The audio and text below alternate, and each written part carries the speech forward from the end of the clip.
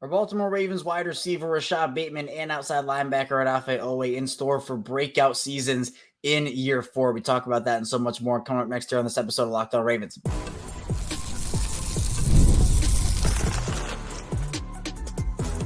You are Locked On Ravens, your daily Baltimore Ravens podcast. Part of the Locked On Podcast Network, your team every day. Welcome into another edition of Locked On Ravens, your daily Baltimore Ravens podcast. I'm your host, Kevin Ostraker of Ravens Wire, here with you as always on the Locked On Podcast Network, your team every day. Thank you so much for being here today and making Locked On Ravens your first listen each and every day and making us a part of your day here on this show. We're free and available for you on all podcasting platforms. So if you'd like to watch in video form, we have it covered on YouTube where you can find us there. You can like, subscribe, the whole 9 yards. Also, if you prefer just listening in audio form, you can do that over on your favorite podcast provider, Apple Podcasts, Spotify, the whole 9 yards there. Today's episode of Locked On Ravens is brought to you by FanDuel. Make every moment more. Right now, new customers get $150 in bonus bets with any winning $5 bet. $150 with any winning $5 bet. Visit FanDuel.com/lockedon to get started. 5 days a week as always, plus more of daily Ravens coverage. In the OTA grind of things here for the Ravens, kicked off week 2 of OTAs yesterday. Comments from Rashod Bateman, Isaiah Likely. We have some notes and reports from OTA, so we'll get into all that today. But I want to talk about, speaking of Rashod Bateman, we talked about him on Monday a little bit as a player that could potentially be in line for this big jump in 2024. A lot of things are setting up for him to take that leap. But I feel like we didn't cover a couple of things in there. And also there were some reports about Odafe Oweh today. Plus Bateman's been getting hyped up by everybody left, right, and center in the Baltimore organization right now. So I figured, why not combine the two? Plus we did that Bateman episode on Memorial Day. And I feel like, maybe some people didn't see it. We didn't have the conversation on, a couple of different things I want to get to today. So we're going to be talking about that in the first part of the show. Is Rashod Bateman and is Odafe Oweh, are those guys primed for breakout seasons this year? And then we're going to be talking about Isaiah Likely a bit in the second segment. I mentioned he spoke to the media on Tuesday, but talking about how the Ravens can and should and honestly need to utilize him. And then in the final part of the show, I don't know how I missed it or how I forgot to talk about it on the show, but Patrick Queen had some comments about going from the Ravens to the Steelers, winning versus getting paid. And it's an interesting conversation. So we're going to talk about that in the final part of the show. But let's get into our first topic, Rashod Bateman and Odafe Oweh, 2 year 4 players. We know that both guys were taken in the first round of the 2021 NFL draft, Bateman at 27 and Oweh at 31. Both guys haven't necessarily lived up to the potential that a lot of people had set out for them, maybe the hopes and expectations. But it feels like, again, much like we talked about with Rashod Bateman on Monday, feels like both guys are getting set up to take on bigger roles, and that is by design. The belief that the organization has in them is there. And we know both guys have talent. If we want to start with Bateman here and just kind of dive into a couple of the things we touched on Monday, Bateman's a player that we know has the skills. He's a great route runner. We know he can work all 3 levels of the field, but it's just about 1, the Ravens utilizing him better, 2, him staying healthy, and 3, him eliminating some of the mistakes that he has had, such as drops or some other mental mistakes that he's had. It's a team effort, right? It's not all on one person. It's not all about Bateman. It's not all about the team, et cetera, et cetera. And it's the same thing with Oweh, where he's had a couple of seasons where he's had to miss some time here and there. And there was definitely some inconsistencies his second season where we didn't see that second-year jump that a lot of people were hoping for.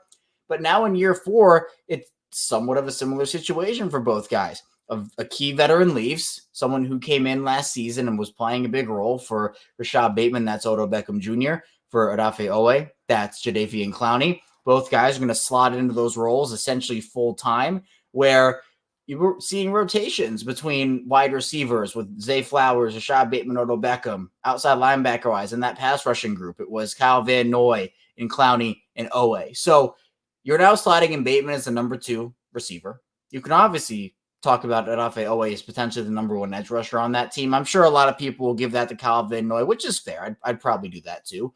But it feels like Oweh is the clear-cut number 2 guy if he's not number 1. I think Zay definitely holds the number one wide receiver role right now. I don't think there's a question about that.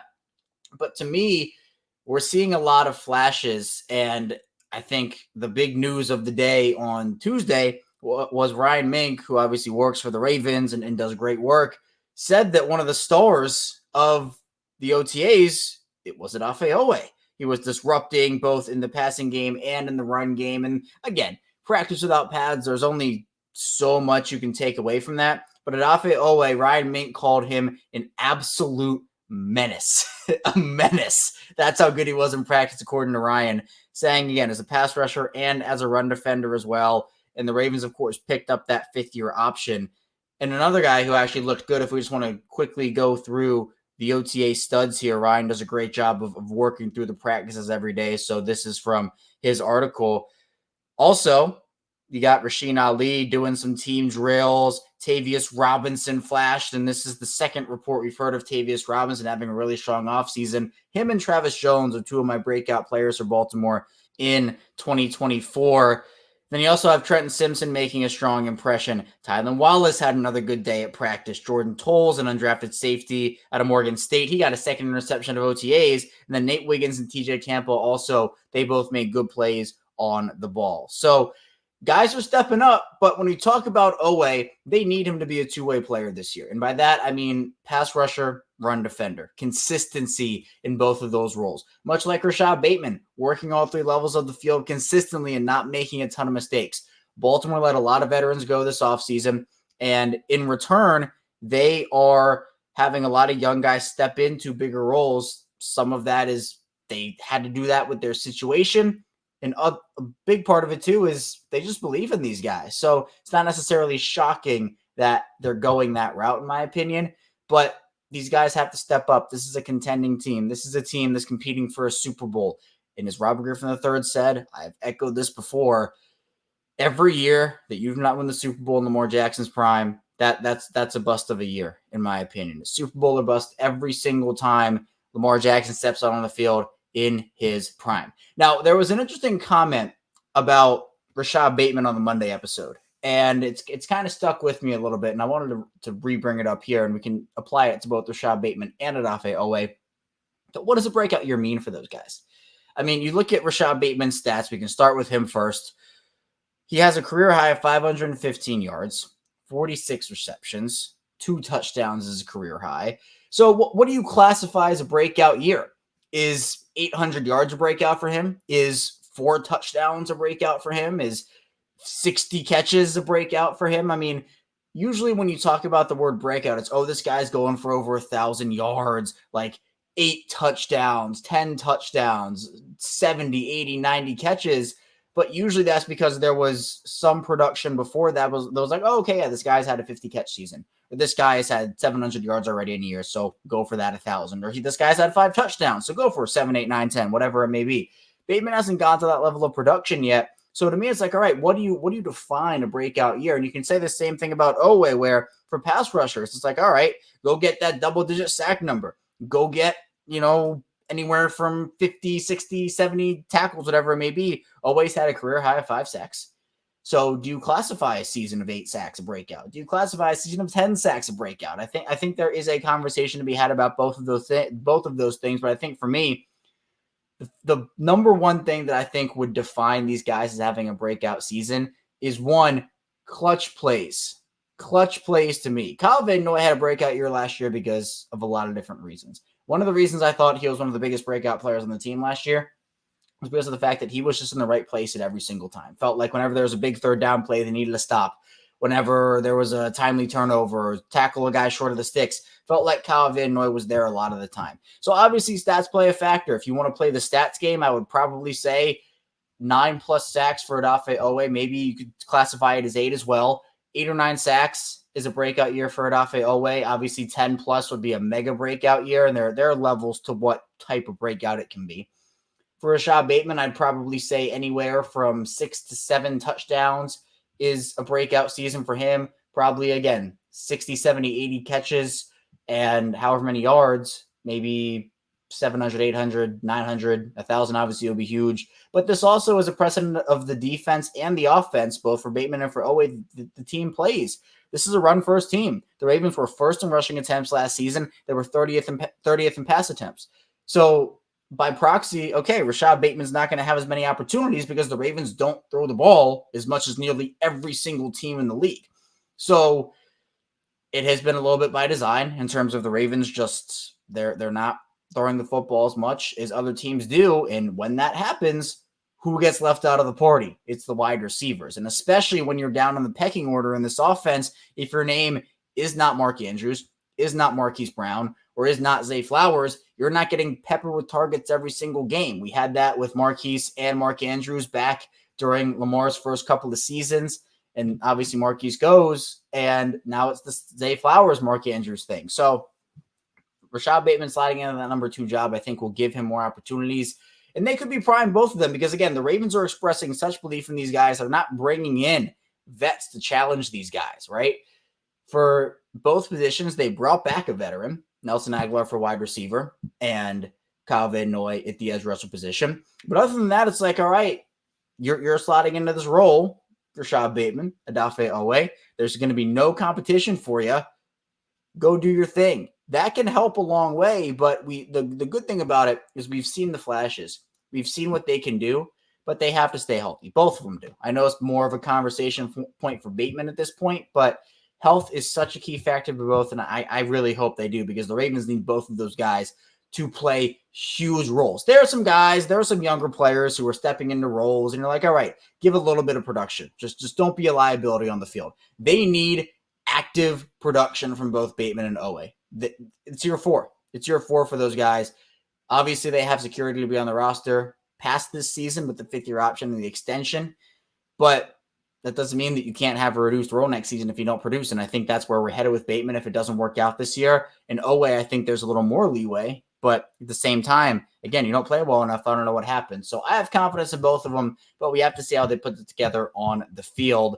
Coming up in the second part of the show, though, we'll talk about the Ravens utilizing Isaiah Likely. How should they utilize him? How could they utilize him? And how they need to utilize him. Stay tuned, plenty to talk about on the show. First, the show is brought to you by FanDuel Sportsbook. It's winner take all time in the NBA and NHL, and FanDuel's giving you a shot to bring home a big one of your own. Right now, new customers get $150 in bonus bets with any winning $5 bet. It's $150 bet on spreads, money lines, player props, and more. Speaking of the NBA, we know the Celtics are in the NBA Finals already. The Timberwolves, they take a game off the Mavericks, 3-1 in that series, so we'll see if they can pull off the first ever 3-0 comeback or if it's going to be Dallas in the Finals. Also, though, speaking of football, the Ravens and the Chiefs, that's going to be the first game of the season Thursday night. Opened up on FanDuel. Baltimore did as 2.5-point underdogs to Kansas City. So if you want to get in on that action, player props, Lamar Jackson, Patrick Mahomes, be sure to check in on FanDuel. Visit FanDuel.com/lockdown to make every playoff shot count. FanDuel, America's #1 sportsbook. We're back for our second segment of Locked On Ravens. Kevin Ostraker still here with you on this Wednesday midweek edition episode. Really appreciate everybody for being here and, again, making Locked On Ravens a part of your day. We have you covered 5 days per week here on Locked On Ravens. I know, again, this is a little bit of a lull period of the offseason, not a ton going on here, but we always have something going on here on Locked On Ravens. I mean, I do a show every single weekday. I've been doing a show every single weekday for the past almost 5 years now. This is episode 1,258 consecutively for me, even holidays, whatever it may be, right? No days off here on Locked On Ravens. Plus, we do live shows after every single Ravens game, and we're also do live shows after every single piece of Ravens big news. So if the Ravens make a signing, we go live for that. And those are obviously available in playback and video form and audio form. Plus a new segment. I've been teasing this and dropping this on random episodes just when I remember to talk about it, honestly. No rhyme or reason to when I say it. But we're actually going to add a new segment or a new show this year that is going to be every Sunday morning before a game, or just every game day morning. We're going to have it come out 6 a.m. on game day, a little game day preview, which I think is really exciting. Started doing those for the playoffs. People really liked them. So figure why not? Let's just do it. We'll add that segment to the show moving forward. Now let's get back into Ravens football. Let's talk about Isaiah Likely a little bit. Somebody who I think has to be utilized the right way. I've had a lot of hot takes already for the season, bowl predictions, early bowl predictions, I guess if you want to call it that. Isaiah Likely has been at the center of a lot of them. I think for me, number one thing, and I'll repeat them off just so people know what I'm talking about first before we dive into the actual utilizing of Likely. I think the Ravens utilizing him, he's going to be Baltimore's biggest X factor this season, depending on how the team utilizes him and how he's able to produce in year 3. I think if both him and Andrews get utilized the right way for the Ravens together, they will both be regarded as top 10 tight ends nationally. We know Mark Andrews is. We know he's at the top of that list or near the top of that list, depending on where you have him ranked. But likely, I think, he has potential. He's somebody that can do a couple different things. I think if the Ravens utilize both Andrews and Likely the right way, that means that, one, they're doing something right because they need to do it. But two, Isaiah Likely is going to get the national recognition that he deserves, and that is very well earned for a player that has stepped up first 2 years in the league. Mark Andrews goes down, has to miss some amount of time. It was less time 2 years ago. It was significant last year.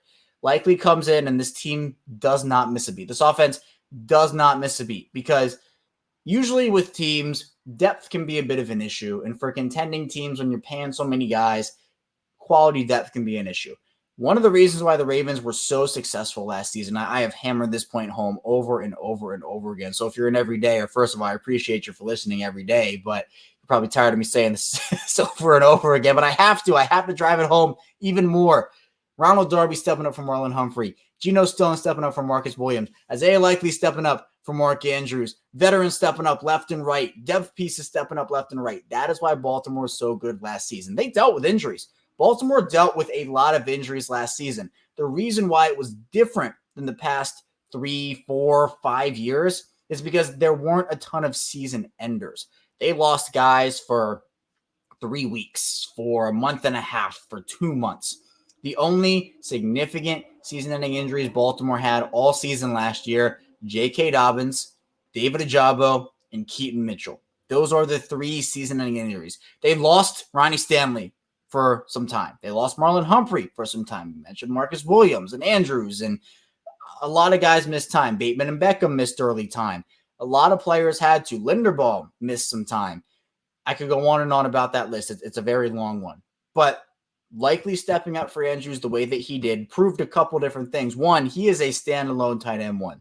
If Mark Andrews was not on this team, and look, for those who are on the train, they're not going to trade Mark Andrews, and they shouldn't trade Mark Andrews right now, in my opinion. But he would be a starting tight end on 24 to 26 teams, maybe even more. Tight end is such a fickle position right now. There aren't a lot of stars. Likely is, I think, blossoming into a star right before our eyes. I don't think he's quite there yet. I think he has to have that pure breakout season we talked about with Bateman and Oweh.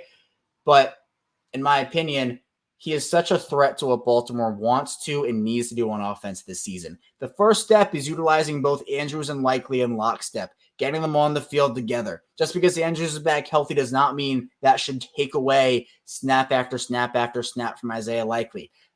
Isaiah Likely may be number 2 on the depth chart for the Ravens, but he should not be the backup tight end, right? Andrews is a number 1. That's fine. Andrews is a player that has proven himself, that has been there, done that. He is one of the best tight ends in this league. But Isaiah Likely needs to be on the field for the Ravens a lot this year, and he needs to be on the field with Mark Andrews a lot this year. The reason why, working play action is a big part of this. The Ravens had success in 2019. I know I'm going back a long time, but in 2019, the Ravens had a ton of success using 3 tight end sets with Mark Andrews, Hayden Hurst, and Nick Boyle. They were able to utilize play action off of that because they had 3 capable pass catchers who, in heavy personnel, when you have to bring in your big bruiser defensive linemen, your linebackers, your bigger bodies, you work play action off of that. The run game was so successful for the Ravens in 2019. And it has been for years now. This isn't new information. But you draw that defense up. The threat of the play action is huge. You suck the defense in. And then you have guys work off blocks, block shed, and get out into space. Look, Mark Andrews is one of the best, if not the best, middle of the field workers in the entire NFL. Isaiah Likely, he talked about it yesterday, how he wants to work off of Mark Andrews. He's asking, why did you release this way? I want to time my release to work a certain way with you. That's the type of stuff that these guys are working on right now, and it's those technical details that can be the difference. With Derrick Henry, that run game is going to be so effective in terms of sucking defenders in. There is so much gravity in a Lamar Jackson, Derrick Henry backfield. Not that there wasn't with Gus Edwards, not that there wasn't with J.K. Dobbins. With Derrick Henry, we know it's just a completely different story. Guys are going to be coming up, trying to cheat, trying to get an advantage of bursting through a hole in the run game. And if they do that, again, Likely and Andrews can work through a block quickly and then get out into space and make plays. And that is so effective. But another thing they can do with these guys, Likely in particular, you can move them all around the field. This is not just about Likely being in line.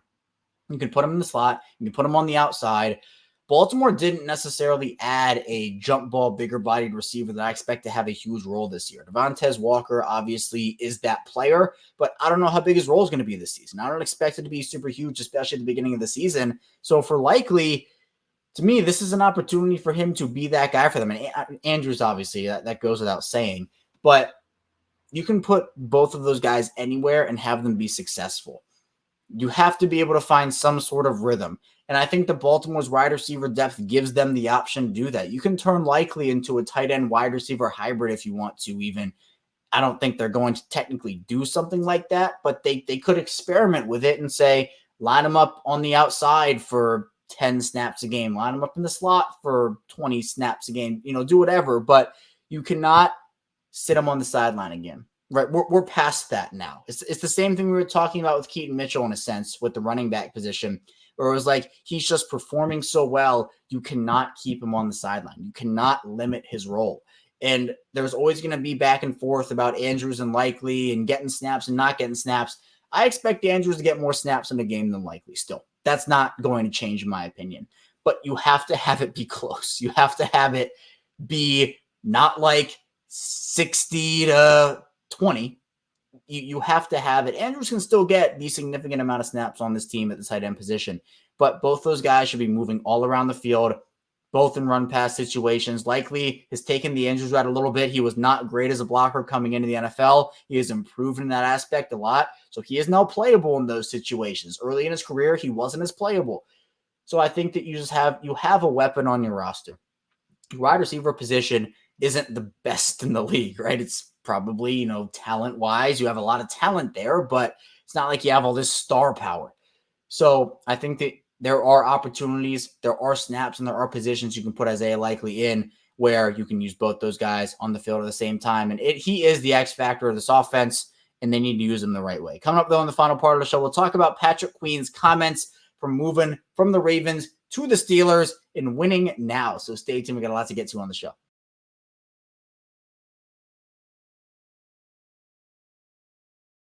We're back. Our final segment of Locked On Ravens. Kevin Ostraker still here with you on this Wednesday. Really appreciate everybody for being here. Again, be sure to subscribe in video form and audio form. It's the same show, both in audio and video. So if you want to watch one day, listen another day, maybe you want to do both. You want to listen to the show twice, you can do it both in video form and audio form. You'll get the exact same content either way. So again, really appreciate all the support here. We really have built such a great community here on Locked On Ravens, video form, audio form, social media, even subtext where we do live text updates. And that's the Almost Locked On Ravens Insider group. The link to that's in the description below if you're interested. It's been incredible to see all the support here. So I thank everybody, whether you're in every day or you listen every day. If it's your first time into the channel, welcome in. Hopefully you're enjoying the content. If you're somewhere in the middle too, you're finding yourself back here a bunch, welcome back. So we're only going up on Locked On Ravens and really appreciate everybody who's already been for the ride and who is hopping on for the ride right now. Now, Patrick Queen, very controversial figure in Baltimore now. A couple months ago was beloved and feels like if you had gone to probably any other place but Pittsburgh and honestly probably Cincinnati and Cleveland too, he'd probably still be beloved here, right? He got his bag. He's doing his thing. We knew he probably wasn't staying, but him going to the Steelers, he has had plenty of spicy comments over the last couple of months about leaving Baltimore, understanding he's the villain. And again, I think that the most anticipated meeting of the season is going to be Baltimore-Pittsburgh, Derrick Henry, Patrick Queen, who wins that battle. I know who I'm putting my money on, but we'll save that for the actual matchup.